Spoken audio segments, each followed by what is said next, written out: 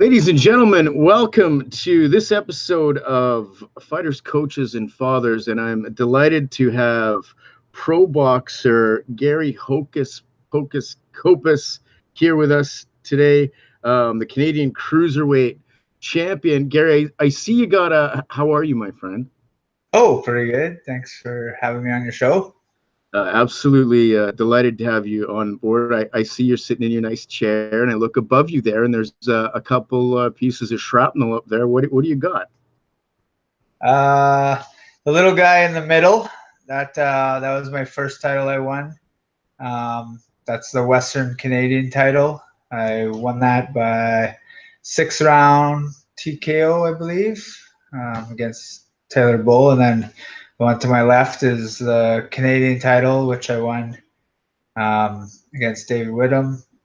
That was in the 10th round, and then this other one here that was in Saskatchewan. That's the CPBC international title. I fought a guy from France and TKO'd him in the 7th round. So when there's belts involved, I have a good streak going.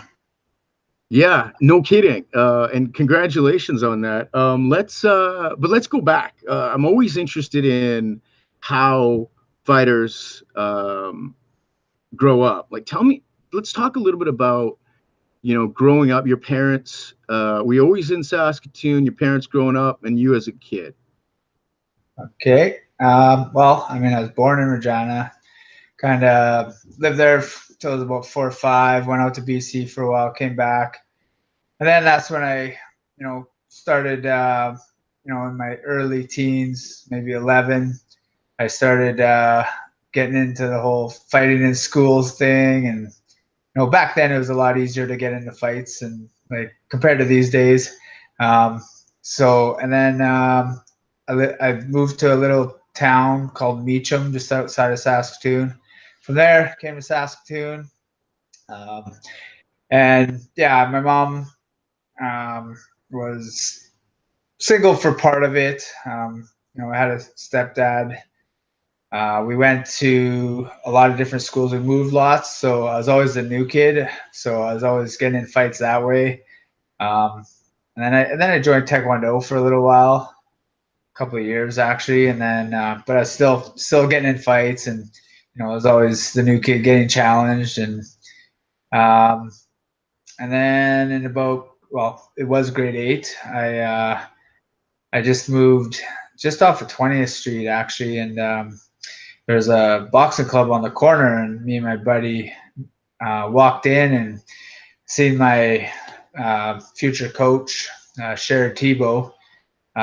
He was sparring a guy, and there's blood flying everywhere, and he was actually national champion at the time, and he was training for upcoming nationals and stuff, and he kind of took me under his wing right away, and I just loved watching like the physical part of it, and yeah, he took me under his wing, and he said if you train hard and get stuff together, you can be on the provincial team, and you get to travel and get all these fights. And he would lend me a lot of his VHS tapes. I'd even go as far to go to his house and his dad's house and watch videotapes of him and past experiences of him on the national team and stuff. And that really inspired me to get going. And yeah, and that's kind of how I started in the boxing situation, and had my first couple fights I lost, and then my third fight I won, and I just kind of went on a little streak, and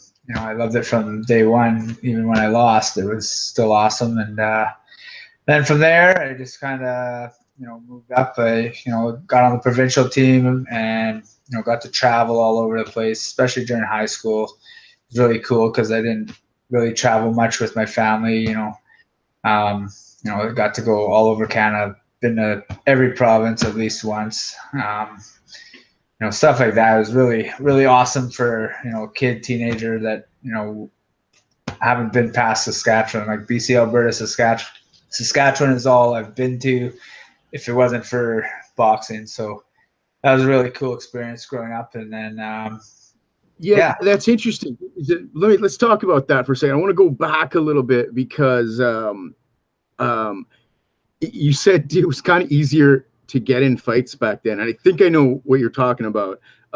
When I was, I think I was grade. I lived in Africa for a year and I traveled around to small towns a lot. There wasn't a lot of that kind of thing going on. But Regina specifically, when I moved back from Africa and I went into grade 6, and I came from a it was a really non-violent sort of place. I lived in Gambia, West Africa for a year. And so I was the new kid. Everyone else was a headbanger. And I was a prep. So I dressed because I had no idea what was going on. And I remember the first day of school, like I was looking around and I wasn't a big kid.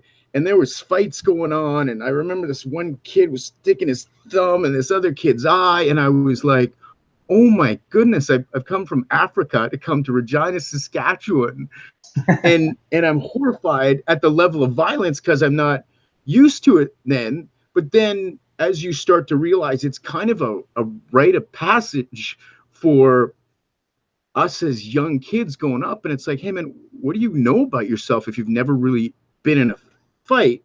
And you said, it's easier. It was easier then than it is now. Do you think that, and we'll get back to sort of your story, but do you think that kids today are missing something because they aren't in that environment, or is it a better environment now for them because it's safer? Well, I mean, it's probably safer. Yeah, I mean, you see those memes where kids have black eyes and they're riding their bikes and they go off ramps and break their leg or whatever, stuff like that. We did that growing up, and you don't see as much of that anymore just because, well, a lot of it's video games and, but I mean, we all survived for the most part. A few of us didn't make it. And it also, yeah, but it also seems, because you and I were both new kids and traveling a lot, that it's almost like you kind of had to be tough because you were singled out. You weren't part of a group. You kind of like, oh, geez, here we go again, right? Oh yeah, a lot of times it was, the bully of the class or, the school or whatever. I'd be like the first day and, they'd challenge you out on the playground and then I'd get in a fight and then I'd beat them up and then it was cool. They were, the bully would be nice to me and, people would just kind of be nice to me in general because, you beat up the bully. So, oh, this guy's cool. So, and then they give me a chance to find friends. So yeah, it wasn't never really a problem after that, but yeah, obviously the first when you first go into a school or whatever, it's definitely a different from what I take these days anyway. Yeah, and you're right, and I don't know if it's, I mean, I don't know if it's any better or any worse, but I do know that I think there's something important about facing adversity, like you did, that sort of gives you confidence to get into other situations. But I think maybe kids do that in different ways now today. So thank you for letting me have that conversation real quick. Yeah. So you go to start training boxing, and now so what was making the provincial team like? Yeah, it was really cool. I mean, when I was 15, I moved to Regina, and I joined a club called Real Boxing Club, and my coach at the time, Les the Framboys, he had his two sons, Dana and Jesse. They were both national champions and stuff. We became friends, and we just lived and breathed boxing. And Wesley Sunshine trained at our gym, and we became friends that way. Yeah, we just got to travel. His Dana and Jesse's dad, we did everything to fight. We traveled. We'd work bingos and practically every weekend. We go a lot to the states like North Dakota, South Dakota, Montana. I remember we were really broke, but he was going to get us fights. We drove to Kelowna and back same day. Drove out there. We slept in the back of a pickup truck. We had our cab or whatever, and we had bologna sandwiches, and that was our food. Like, we had no money, but we had enough for gas to get there, and we went there, fought, drove back home. We did everything we possibly could to get to fights, and that's where I got a lot of my experience in a lot of fights that I had well over 100 fights before I was done being a teenager, just because of him. And once you're on the provincial team, you get to go on trips and nationals. You're getting usually 3 fights unless you lose, but yeah, I normally would make it to the finals kind of thing. So getting lots of fights that way, and just having an awesome coach growing up in that sense really helped getting fights. So he made a lot of sacrifices for us. Yeah, and that's awesome. So you start going through, and on the provincial team, this is all still amateur, right? Yeah. Oh yeah. Yeah. Yeah, and then so how do you make the transition from amateur into pro? Well, mine wasn't the best, just because um, what happened with me was I moved back to Saskatoon. I wasn't fully committed at the time, but my first fight was supposed to be at Sask Place, and the guy didn't show up to the weigh-ins, so that was supposed to be my first fight. Didn't happen, and then I didn't really have a set coach. I didn't have any experience with dealing with promoters and stuff, and had nobody really helping me in that sense. So I lost my first couple fights, and I just kind of, I had a girlfriend and kind of fell into the wrong scene a bit, and and then we ended up having 2 wonderful kids, and I used it as an excuse almost, but I mean, definitely could have did it with that, but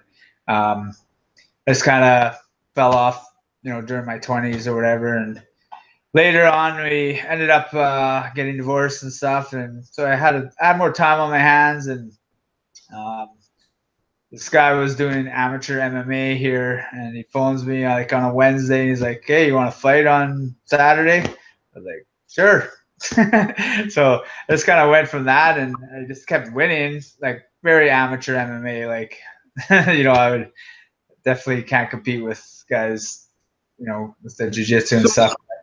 was that in Saskatoon or was that in Regina? Where was that fight? That was in Saskatoon. That was, yeah, like I said, very amateur MMA. Like, um, yeah, and I just kept winning, and then I started training a bit at a club, and um, yeah, and then I just kind of went from there, and I started training. I was like, well, if I'm gonna train, I want to fight boxing again, because I mean that was my excuse not to train, pretty much, right?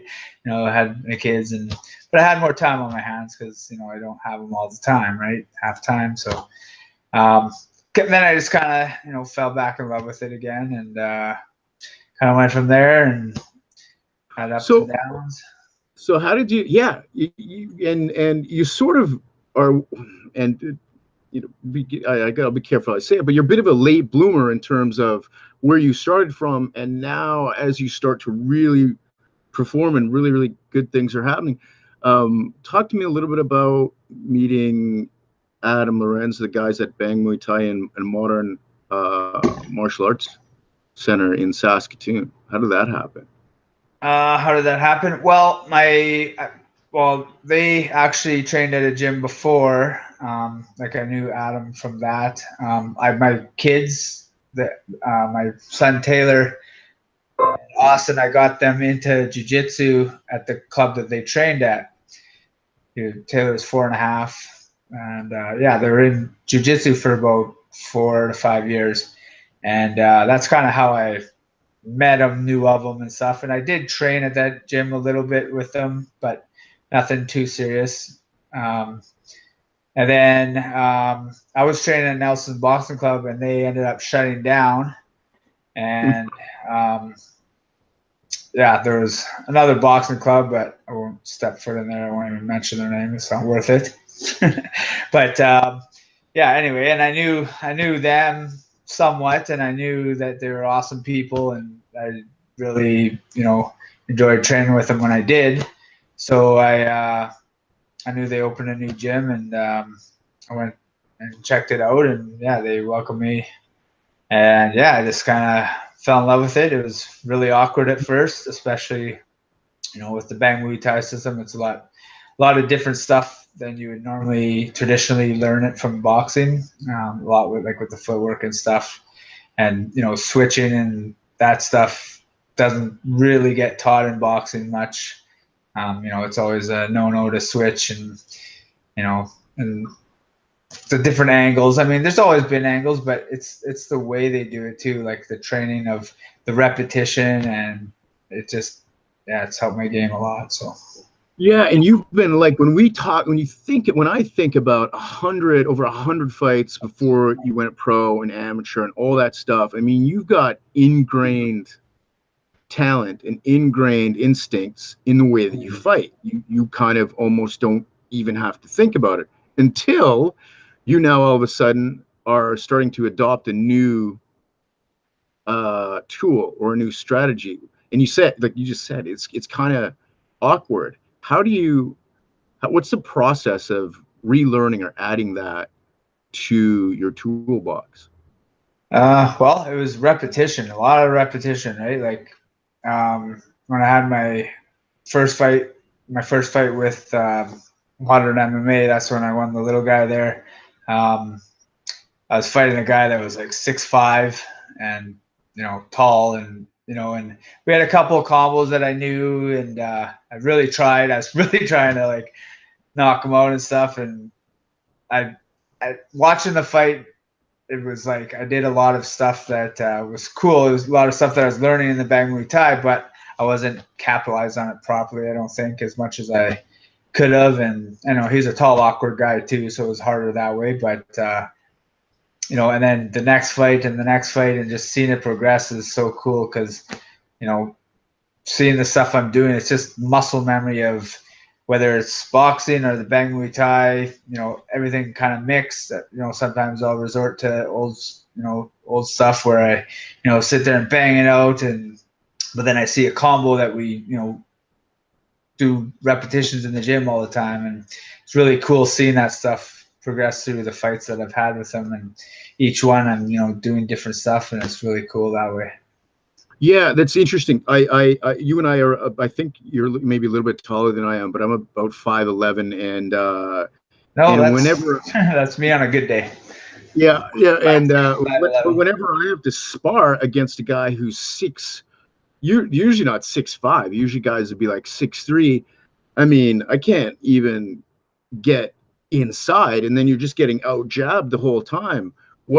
How did you adapt to win the belt from the French guy?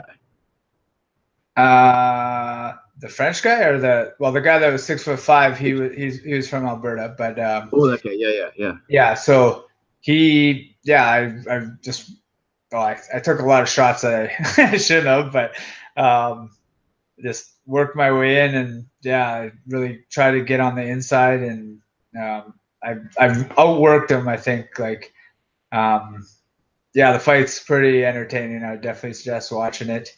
I would just take shots, unfortunately, but yeah, man. Like, I'm always looking for, like, I'm looking for a secret weapon, and like, I know you got to take shots to get on the inside. Like, that's just what you're telling me. It's true, right? There's no secret Dwayne Ludwig couple of footwork, then hit the punch, and you still gotta take your lumps, don't you? Yeah, you definitely, there's no getting away from it, but the least amount is obviously the best, right? And that's where that comes in. But I definitely would take, try to get in, and then once I was in, keep working and try and stay in there. And I think I just wore him down, kept being relentless, is actually what the announcer said in the fight. Being relentless, keep pushing until he couldn't go anymore, and that's kind of how I won the fight, because I beat him to exhaustion is what it was, really. I mean, I was definitely exhausted myself, but having that little more, I think, is what did it. So yeah, and it is fun to watch you fight. If we talk a little bit about MFC1, the sellout crowd in Saskatoon, and fighting Vladimir from Mexico, late replacement, and watching you in there, the main event, the crowd going crazy. It was amazing to see that fight as well. Um, but the fight before that, it was the fight with David Whitton, and maybe talk to me a little bit about getting that fight, fighting that fight, sort of, and then what happened in that fight. I was actually a late replacement because the guy that he was supposed to fight didn't. He had a medical problem with his eye or whatever, so he couldn't fight. And they asked me if I wanted to fight, and it was about a month out, and I was like, yes, definitely. I mean, who wouldn't want a Canadian title shot, right? So yeah, and then just had a good fight and ended up finishing in the 10th round. And yeah, I mean, you know what happened. That's unfortunate, obviously. And yeah, I don't know what else. Yeah, no, I hear you, man, and I can understand how it must be tough to talk about, and I appreciate you sort of where you're at right now, where it was. I want to say that we didn't even know each other when that fight happened, and I remembered seeing the newspaper, and a bunch of people had come over to me and said, "Do you know these guys?" And I'm like, "Yeah, I think I know some of them." And then I saw the press release after, and you said something like, "Now I fight for both of us," and then you created the GoFundMe account, which we'll post up here for Zack, David's kid, and I gotta say, I've never seen anything like that happen, it was yeah. What was it like? How'd you come to that conclusion? Well, I mean, I don't know. I just kind of, well, like I have kids myself, and you know, I just thought it would be something that would, you know, I don't know the financial situation for his kid and stuff. Like I know, his kid is, you know, taken care of by his mother and stuff, and has a stepfather and stuff. So I don't know. I just wanted to do something to help out, and I thought it, you know, it'd be a nice gesture to, you know, make whatever, like open the trust fund for him, and you know, when he turns 18, he'll have a few extra bucks to, you know, whether it's school or whatever, just to help out, I guess, and just kind of something that came about that I thought, you know, it can only help. It can't make anything worse. So Yeah, that was a good idea. Yeah, we did did a steak night fundraiser and the GoFundMe page and stuff, and we're over $6,000. So my goal is to get to 10,000. So you know, I throw in a couple bucks every once in a while when I can, but you know, I'm probably gonna figure out some kind of one more good fundraiser. I think should do it to get me to 10,000. So it's kind of my goal. Yeah, and I think, you know, maybe something during. I hope we're going to see you in the next MFC, and I think hopefully there'll be one here if your sort of new management thing doesn't change that. But maybe we can do something with a 50-50 draw at the event, you know, that type of thing, because that sellout at the last one we had was amazing, and we can talk to AJ and Adam and see if that makes sense. But I just love the idea. But now there's sort of another thing that's happening now past that, which is fairly positive. It seems that there's an announcement, and are you under new management now? Yeah, I signed a management agreement with MG Ring Productions. They're based out of Las Vegas, so I'm hoping to get some fights in the States. That's my goal, is to, you know, hopefully it'll bring some big fights, and you know, hopefully some big paydays, and you know, some televised fights would be cool, and get to let the hands go for, you know, American public. I fought on Sportsnet and stuff quite a bit over in the past and stuff, which was really cool. It was nice going to, like, after the fight, having a bunch of people going to the sports bar and watching it on Sportsnet on the big screens, and it was really cool. So, having a big, if I could get a fight on CBS or something, that'd be really cool. Knowing that, there's potentially millions of people watching that because it's such a big network. So. Yeah, and wearing the Hocus Pocus T-shirts. I know we saw some guys wearing them around just in Saskatoon the week of the fight, and then even after. So that's great. You are a fan favorite for sure in Saskatoon. Let's sort of change this a little bit and talk about, I think, maybe the mentality of fighting and being a father at the same time. Like, does it help with parenting to be a fighter?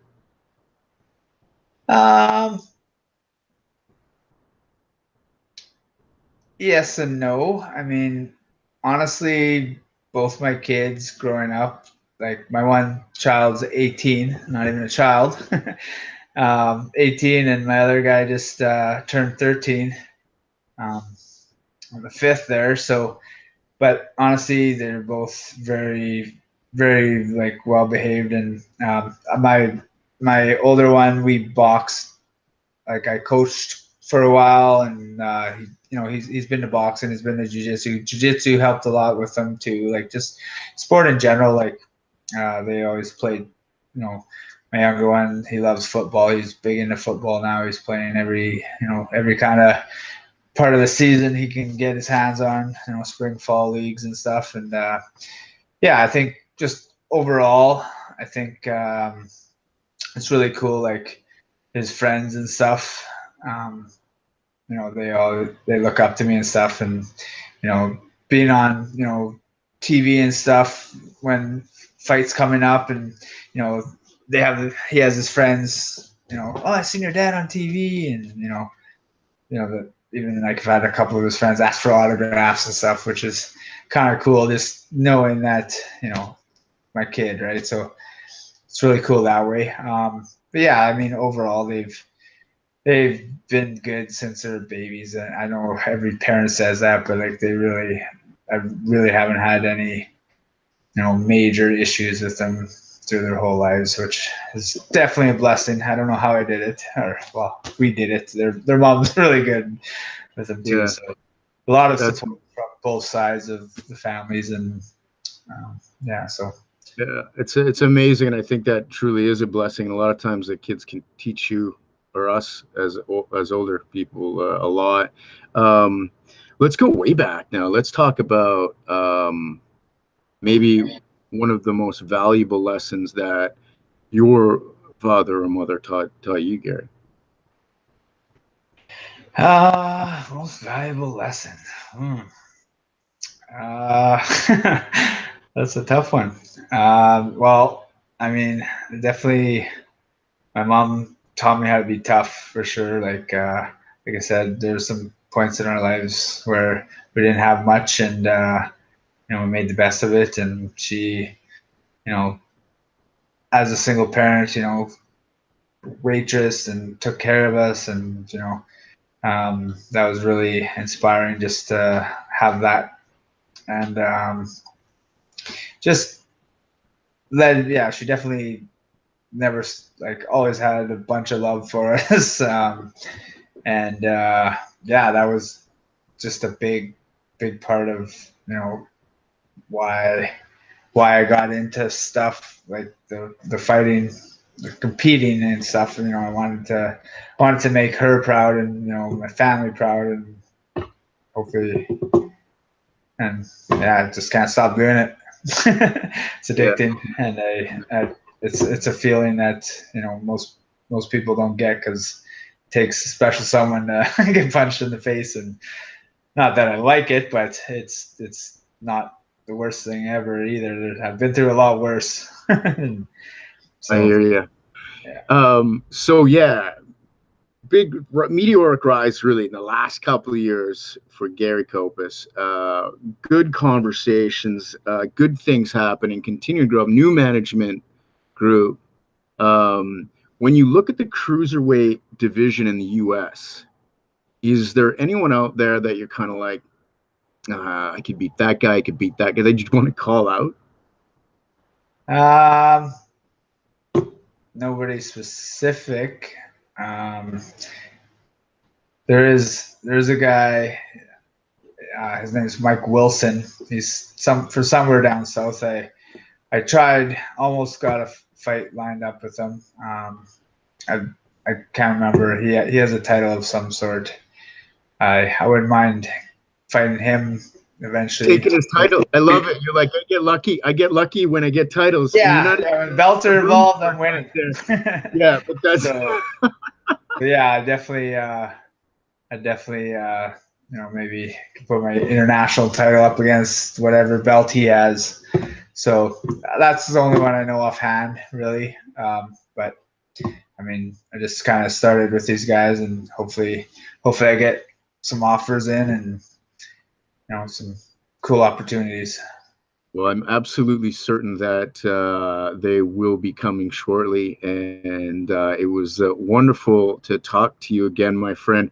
And I hope that as you start fighting in the U.S., we'll see you in Saskatoon for MFC2. If anybody wants to get a hold of you or anything, what's the best way for them to do that? Well, I mean, you can do it via Facebook. Simple, my name, Gary Kopas. And then, if you want to make a donation to the David Whittom Fund, it's just on the GoFundMe page. It's called Rest in Peace, David. Yeah, we'll put the links on the YouTube page for you as well for both those. Yeah. Yeah, that'd be awesome. Yeah, that's the best way. Perfect. Give my phone number, but probably not needed. Yeah. Message me on Not a problem.